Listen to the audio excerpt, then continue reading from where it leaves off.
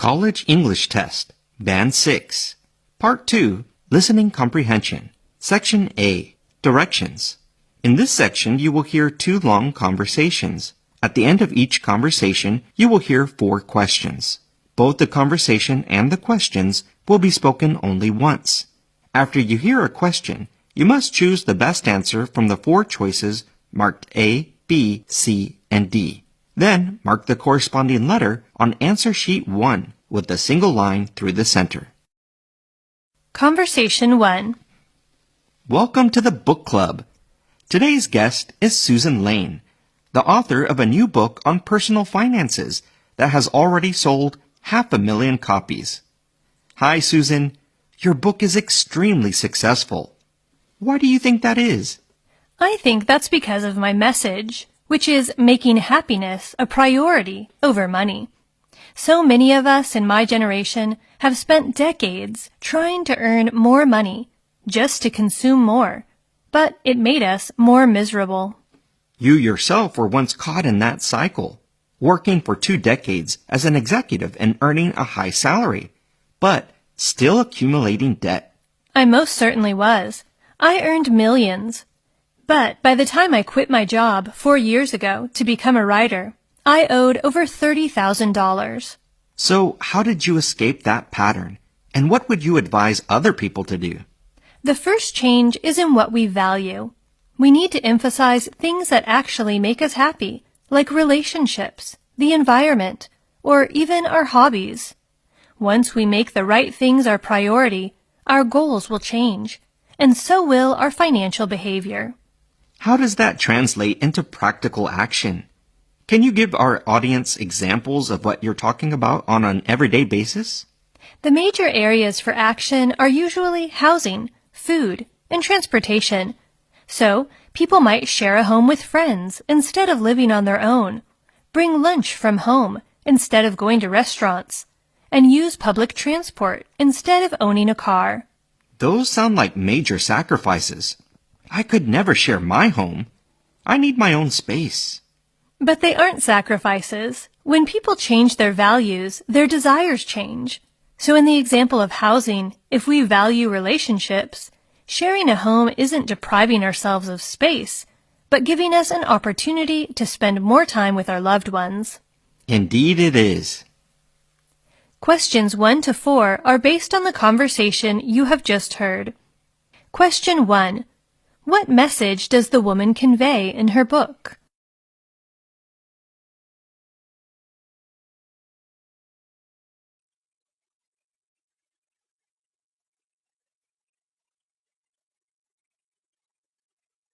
Question 2. What do we learn about the woman before she became a writer?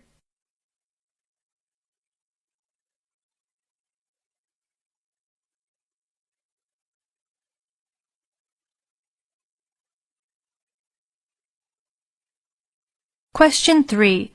What does the woman say about one's financial behavior?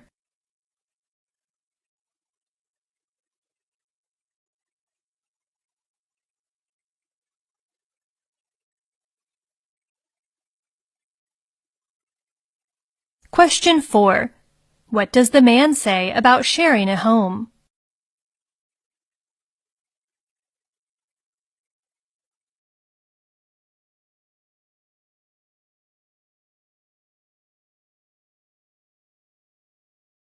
Conversation 2. Thank you for inviting me to the gallery, Christopher. I haven't visited here since your predecessor's retirement function. Would you like to see the newest additions to our collection first, Catherine? Are those the landscapes by Danielle Gregory? I absolutely adore her work. This first piece was a gift to the gallery from the artist herself, and it's quite exquisite. I love how she depicts the barren landscape. The colors complement each other perfectly. You can sense the desolation in the picture. This piece was inspired by Gregory's recent trek in the Gobi Desert. And how did you obtain her other piece, over here? It was purchased at auction by an anonymous collector, who lent it to the gallery for display. This composition is one of her most acclaimed paintings. It must have cost that collector a small fortune to purchase this. Obviously, I can't disclose the exact amount he paid, but it was substantial. There's so much detail in this painting. I feel like I can really immerse myself in the scene. I particularly like the symmetry created by the reflection of the mountain in the lake. This particular piece was the one that was nominated for a Gateway Award. I was lucky enough to attend the award ceremony as Gregory's guest. So, you know her personally. I assume she's an eccentric artist. Quite the opposite, in fact. She's not at all eccentric.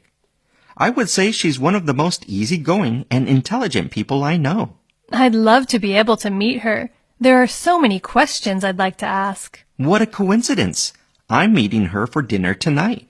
Would you like to come along? I'd love to. Thank you. Questions 5 to 8 are based on the conversation you have just heard. Question 5.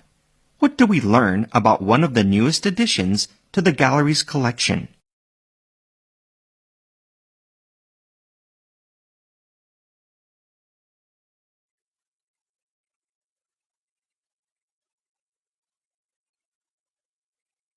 Question 6. What does the man say about one of the most acclaimed paintings by Daniel Gregory?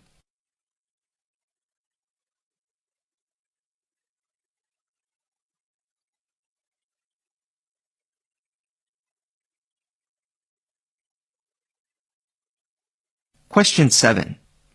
Why does the woman say she can feel immersed in the scene in the painting?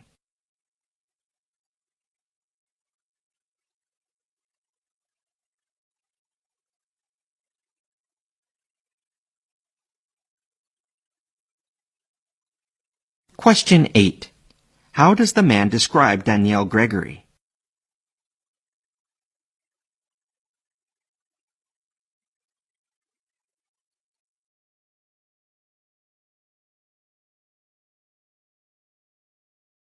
Section B. Directions. In this section, you will hear 2 passages. At the end of each passage, you will hear 3 or 4 questions. Both the passage and the questions will be spoken only once. After you hear a question, you must choose the best answer from the 4 choices marked A, B, C, and D. Then mark the corresponding letter on answer sheet 1 with a single line through the center. Passage 1. Forgiveness is the release of resentment or anger. Forgiveness doesn't mean reconciliation. We don't have to return to the same relationship, nor do we have to accept the same harmful behaviors from an offender. Forgiveness is vitally important for the mental health of certain victims. It propels people forward rather than keeping them emotionally engaged in an injustice or trauma. Carrying the hurt or anger of an offense leads the body to release stress chemicals. Eliminating the perpetual flow of those chemicals may also explain why forgiveness provides physical health benefits. There are scenarios in which forgiveness is not the best course. Sometimes a victim becomes more empowered when they give themselves permission not to forgive. Forgiveness can be challenging. This is especially true when the offending party offers an insincere apology. Or maybe they haven't offered anything at all. However, it's often the healthiest path forward. It's important to cultivate forgiveness by developing compassion for the offender. Reflect on whether the act was due to malicious intent, or whether it was caused by challenging circumstances in the offender's life. What about forgiving ourselves? We sometimes need to take responsibility for mistakes, but intense guilt and shame aren't a desirable outcome in the long run. Forgiving yourself may seem like an ambiguous process. You can begin by acknowledging that you are at fault. Take responsibility for the hurt you caused. Then, reflect on why the event occurred. Draw the lessons you learned and try to avoid committing a similar offense in the future. Questions 9 to 11 are based on the passage you have just heard. Question 9. What does the passage say about forgiveness?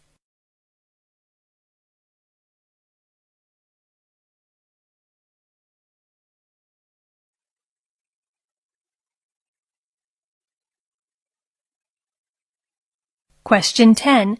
When is forgiveness especially challenging?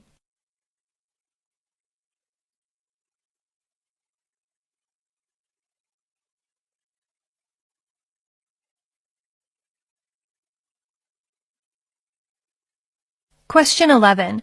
What should one do in order to forgive the offender?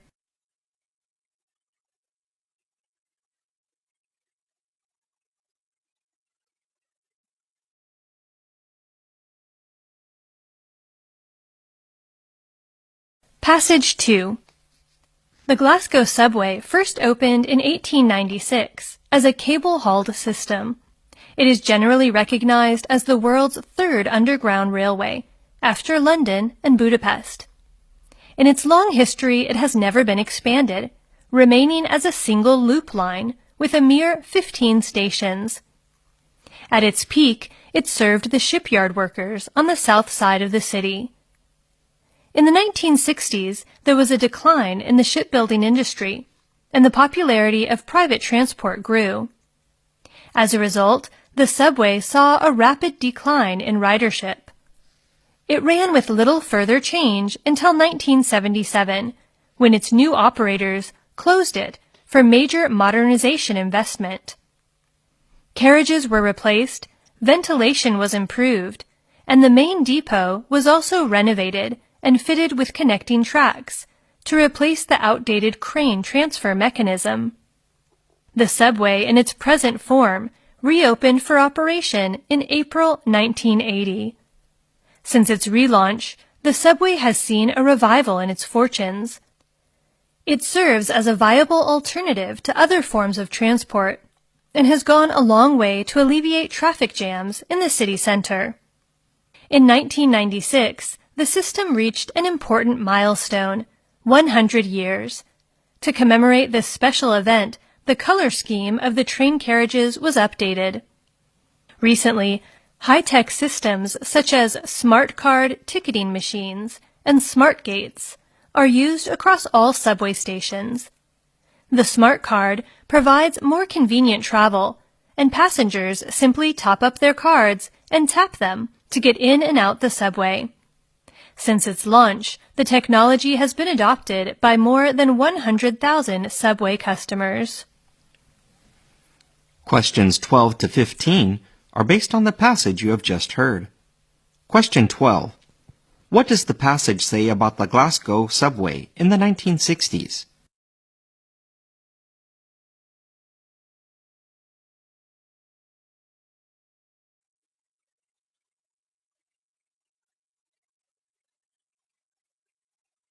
Question 13. Why was the Glasgow subway closed in 1977?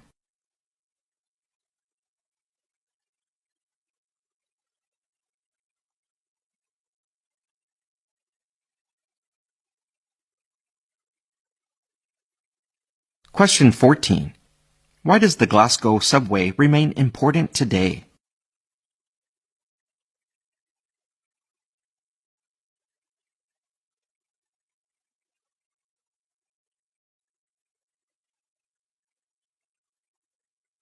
Question 15. What does the passage say about all subway stations in Glasgow nowadays?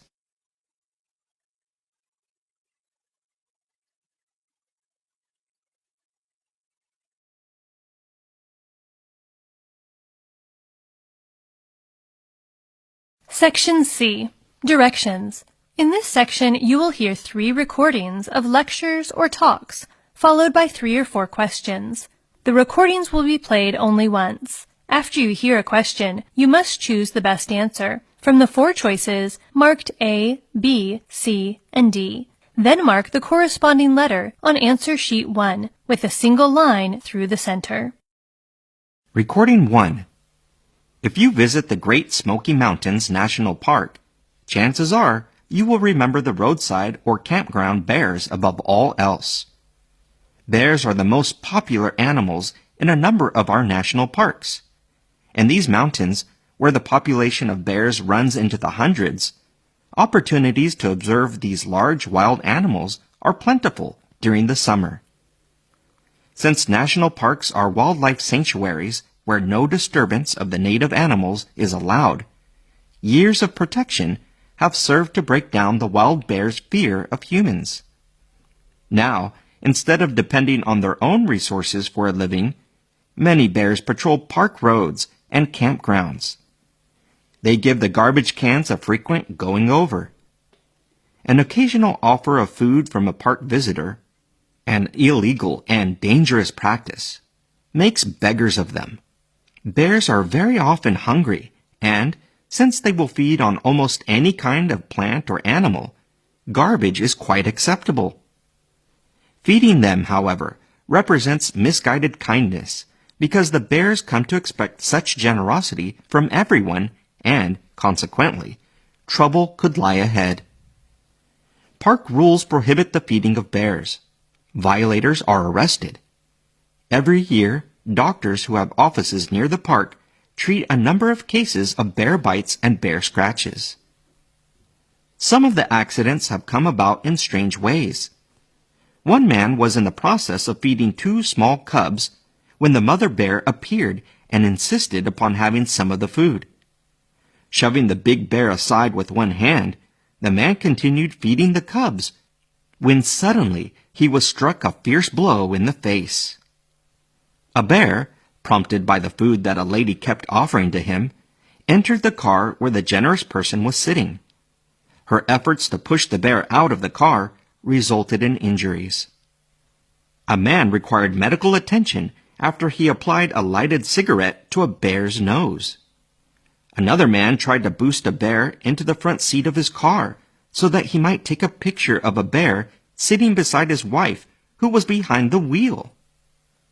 Because bears prefer roads and campgrounds, the possibility of a hiker meeting up with a bear along park trails is small. But there's always that chance, for a bear seems to know if you are carrying a lunch or a candy bar. He may even insist on taking it. Questions 16 to 18 are based on the recording you have just heard. Question 16.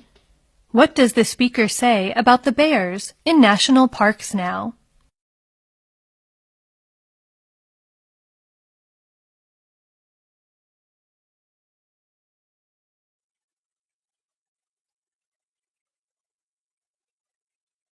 Question 17.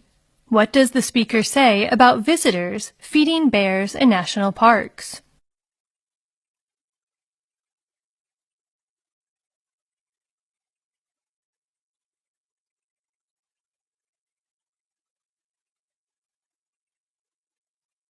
Question 18. What is the speaker's advice to people who carry some food while hiking on a park trail?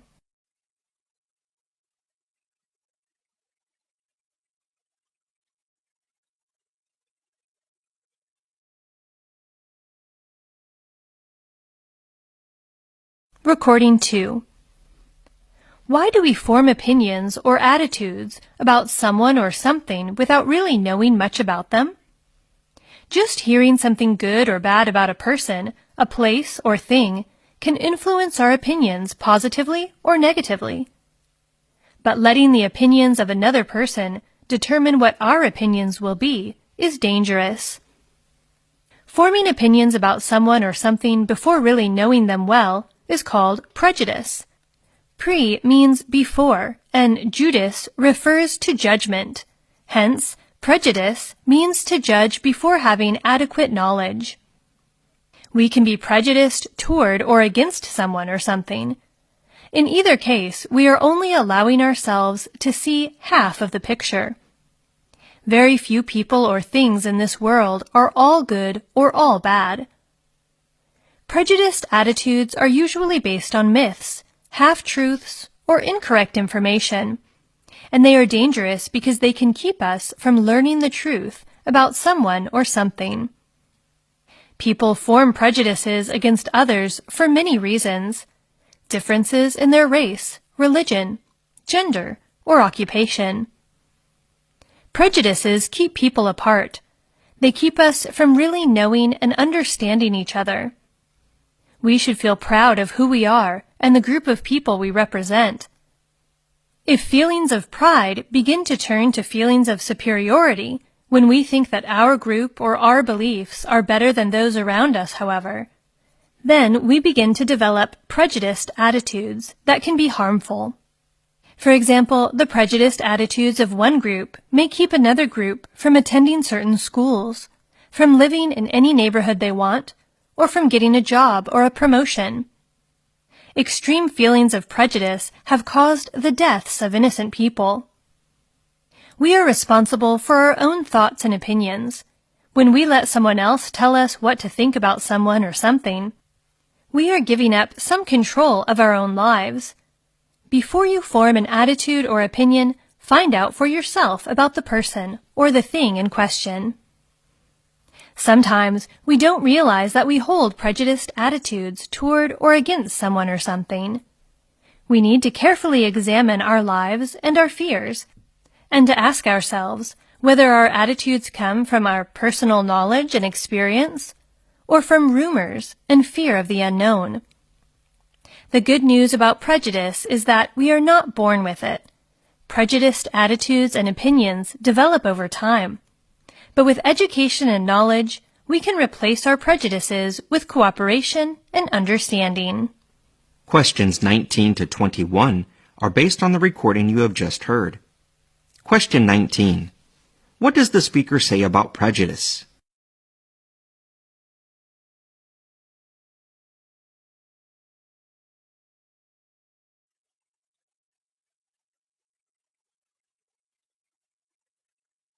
Question 20. Why does the speaker say prejudiced attitudes are dangerous?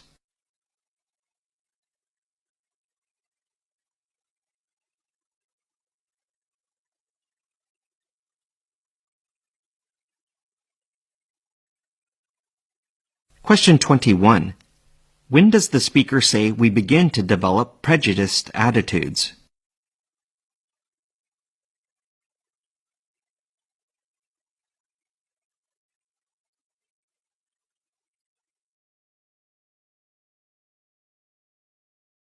Recording 3. When I started high school, it was a shock. I had spent 8 years fighting my way to be the most popular kid in the Catholic school student body. I had been a big, tough 8th grader, and suddenly I was a lowly 9th grader bullied by the big, tough 12th grade seniors who ran the high school. I realized then that it's nice to strive for something, but that you also have to enjoy the moment you're in and be happy where you are. Rock and roll had always been an important part of my life. I remember my friends and I used to drive around until the late hours of the nights listening to the music of rock and roll legends. During those teenage years, I built friendships that I thought would last a lifetime. Most people that age think the same thing, but people drift apart. Jobs, families, and tragedies separate people from those lasting friendships. The tragedy that separated me from my friends forever was the Vietnam War. A year after I graduated from high school, I left for Vietnam. I came back burned out and tired, as though I had lived 10 lifetimes in the short span of 14 months. The 14 months I was in the war. I couldn't relate to the friends I had had in high school. They still seemed childish, concerned with childish things that weren't important to me. I was still trying to cope with the death, destruction, and evil I had seen in Vietnam. I felt like we had done terrible things to innocent people there, and in turn, I had seen terrible things done to my friends. I withdrew from my friends and started college. Then I quit college and took many different jobs. I spent a lot of my time and money on alcohol and other drugs. Finally, in an effort to get my life going in the right direction again, I sold everything and took what little money I had and bought myself an airplane ticket to Israel. I went there to study history. While studying at Haifa University, I met my wife, who was also an American student. I now teach in a high school back in America. I look at my students and see them struggling with many of the very things I struggled with many years ago. As a teacher, I try to help them over the rough spots as best I can. Questions 22 to 25 are based on the recording you have just heard. Question 22. How did the speaker feel when he started high school?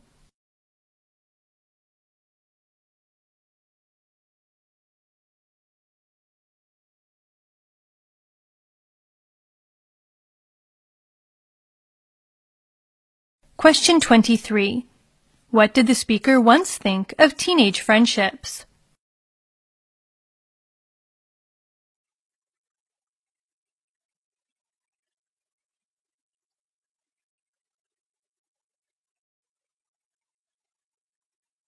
Question 24.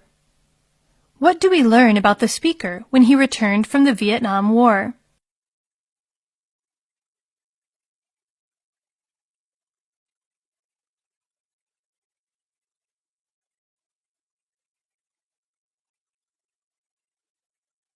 Question 25. What does the speaker try to do as a teacher?